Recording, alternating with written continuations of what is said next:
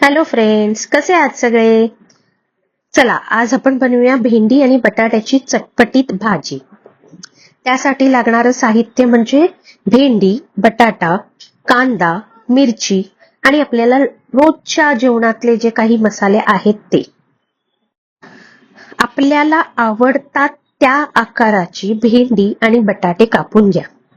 बटाटे सेपरेट उकडवून मी घेतलेले आहेत आणि भेंडी चांगली भाजून घेतलेली, म्हणजे त्याचा कच्चेपणा पूर्ण गेला पाहिजे.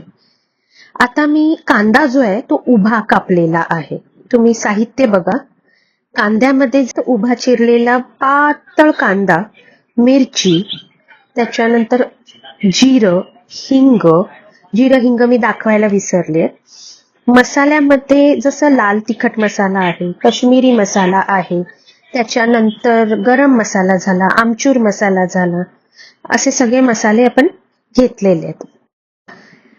आता ज्या पॅन मध्ये आपण भेंडी भाजून घेतली ना, त्या पॅन मध्येच तेल टाकायचं.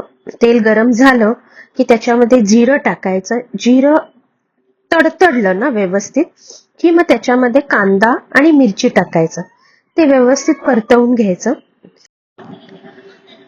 कांदा व्यवस्थित परतल्यानंतर त्याच्यामध्ये भेंडी आणि उकडलेले बटाटे टाकून प्रॉपर सगळं व्यवस्थित परतवून घ्यायचं.